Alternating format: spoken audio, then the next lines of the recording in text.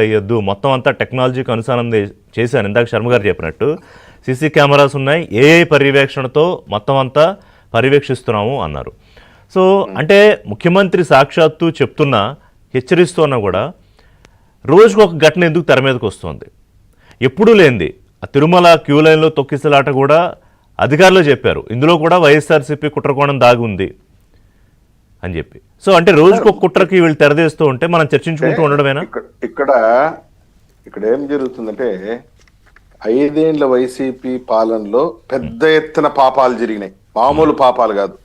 కల్తీ నెయ్యి అనేది ఒక పెద్ద స్కామ్. ఈ కల్తీ నెయ్యి పైన సిబిఐ విచారణ జరుగుతోంది.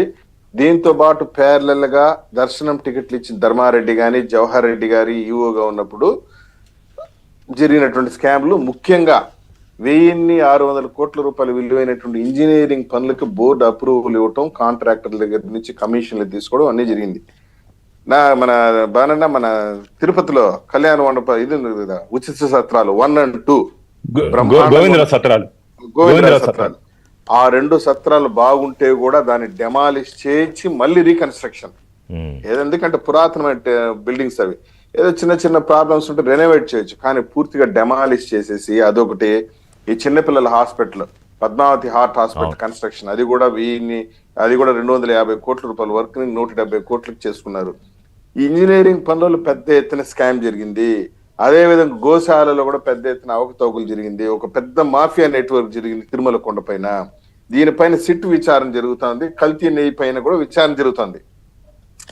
ఈ విచారణ నుండి పబ్లిక్ అటెన్షన్ ని డీవియేట్ చేయడం కోసమనే చెప్పి ఇటువంటి కార్యక్రమాలు విష ప్రచారం చేస్తుంది వైసీపీ.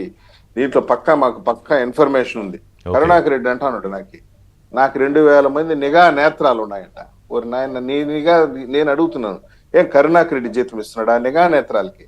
మీరు స్వామివారికి సేవ చేయాల్సింది పోయి కరుణాకర్ రెడ్డికో లేకపోతే వైసీపీకి సేవ చేస్తున్నారేమో అనిపిస్తుంది. అందరూ కూడా ఐడెంటిఫై అవుతున్నారు. నిన్న జరిగిన ఘటన అత్యంత బాధాకరం. నాకు తెలిసి తిరుమల చరిత్రలో క్యూ లైన్ లో నినాదాలు, అది కూడా ఏం నినాదాలు, నీకు ఏదైనా ఇబ్బంది అయితే గోవిందా నినాదం చేయి, లేకుంటే అధికారులు ఉన్నారు వాళ్ళకి రిప్రజెంట్ చేయి, అది వదిలేదు సీఎం డౌన్ అన్నట్టుమా ఏందండి క్యూ లైన్? ప్రసాద్ గారు, మనం అసలు ఫస్ట్ టైం మీరు అన్నట్టు తిరుమల తిరుపతి దేవస్థానం చరిత్రలో వెంకటేశ్వర స్వామి సన్నిధిలో జగన్ నినాదాలు అంతకుముందు ఎప్పుడైనా జరిగాయి? అసలు గోవిందనామం తప్ప ఇంకొకటి వచ్చేది కాదు. జగన్ అన్న గోవింద అంట. ఆమె వైవి సుబ్బారెడ్డి భార్య చెప్తా ఉంది, ఏదేదో జగన్ గోవిందానో గోవిందని అయిపోయినాడు ఆయన. ఏం మాటలు నాకు అర్థం కాదు. ఈ 1600 కోట్ల రూపాయల ఇంజనీరింగ్ స్కామ్ ని, గోశాలలో జరిగిన స్కామ్ ని, అదేవిధంగా ధర్మారెడ్డి, జవహర్ రెడ్డి ఈఓగా ఉన్నప్పుడు జరిగినటువంటి అక్రమాల నియామకాలు కూడా, వీటన్నిటిపై నుండి ఇప్పుడు కల్తీ నెయ్యి పైన ఇన్వెస్టిగేషన్ వెరీ బ్రిస్క్ గా జరుగుతుంది. దీంట్లో నుంచి పబ్లిక్ అటెన్షన్ డీవియేట్ చేయాలంటే ఇటువంటి పనులు చేయాలి. నేను అడుగుతున్నాను, అచ్చారావో పిచ్చారావో కొత్తనాడు కదా వైసీపీ నాయకుడు, క్యూ లైన్ లోకి వచ్చాడు, నీకేదో ఫ్రస్ట్రేషన్ అన్నాడు, నీకేదో ఇబ్బంది కలిగింది, అడిషనల్ లీవ్ అందుబాటులో ఉన్నాడు, గో అండ్ కంప్లైంట్, నీకు ఈ విధంగా పాలు ఇవ్వటం లేదు, నీకు అల్పాహారం ఇవ్వటం లేదు. నేను చెప్తున్నాను సార్, ఈ 5 ఏళ్ల వైసీపీ కాలంలో ఎప్పుడు కూడా క్యూ లైన్ లో అల్పాహారం ఇచ్చినట్టు దాఖలా లేదు. కూటమి ప్రభుత్వం వచ్చిన తర్వాత, కొత్త పాలక మండలి వచ్చిన తర్వాత అల్పాహారం ఇస్తున్నారు, మంచి నాణ్యమైన అల్పాహారం. భోజనశాల కూడా అన్నప్రసాదంగా వడబెట్టేటువంటి కార్యక్రమం కూడా తీసుకురావడం జరిగింది.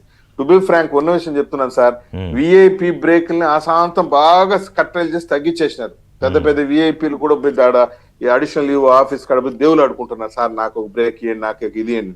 ఇంతకుముందు ఆ విధంగా లేదు కదా. కొండంతా దళారీలు మయమైపోయింది, పిఆర్ఓలు మయమైపోయింది. టికెట్లు కాదండి, ఎమ్మెల్యే టికెట్లు అమ్ముకున్నారు కదా. అక్కడ కూడా ఒక వివక్షత జరిగింది. కేవలం రాష్ట్రంలో ఒక సామాజిక వర్గానికి చెందిన ఎమ్మెల్యేలకే టికెట్లు ఇచ్చారు. మా చిత్తూరు జిల్లాలో ఎస్సీ ఎమ్మెల్యేలు కానీ ఎస్సీ ఎంపీలు టికెట్లు గోడుని మీడియా ముందు ఏడ్చినటువంటి ఘటనలు చాలా ఉన్నాయి. అవి కూడా జరిగినాయి. ధర్మారెడ్డి తిరుమల కొండని వైసీపీ రీజనల్ ఆఫీస్ లాగా చేసేసాడు. జవహర్ రెడ్డి ఓపెన్ చెప్తున్నా కాదు. ఒకటి ప్రసాద్ గారు చేశారు, ఒక బ్రేక్ తీసుకుంటా. మీరు చెప్పిన దాంట్లో ఏమీ అవాస్తవాలు లేవు, లేకపోతే ఇది లేదు. కానీ ఇప్పుడు ప్రభుత్వం మారిందన్న విషయం మీకు గుర్తులేదా, వాళ్ళకు గుర్తులేదా? లేదా వైఎస్ఆర్ ఇంకా అధికారంలో ఉందనుకుంటున్నారా? వస్తా కాదు, దీని తర్వాత చర్చిద్దాం. ఎందుకంటే దీని మీద ఈ 2 నెలల్లో నాకు గుర్తుండి ఇది 4వ చర్చ 5వ చర్చ తిరుమల తిరుపతి దేవస్థానం మీద, ఇది with in the span of 2 months. అంటే ఈ చర్చలు జరగాలని వాళ్ళు కోరుకుంటున్నారు, ఏదో జరుగుతోంది, ఈ కుట్రని కనుక కనిపెట్టకపోతే దీన్ని ఎక్కడి దాకా తీసుకెళ్తారు? ఒక బ్రేక్ తర్వాత కరెక్ట్ చెప్పారు. ఇప్పుడు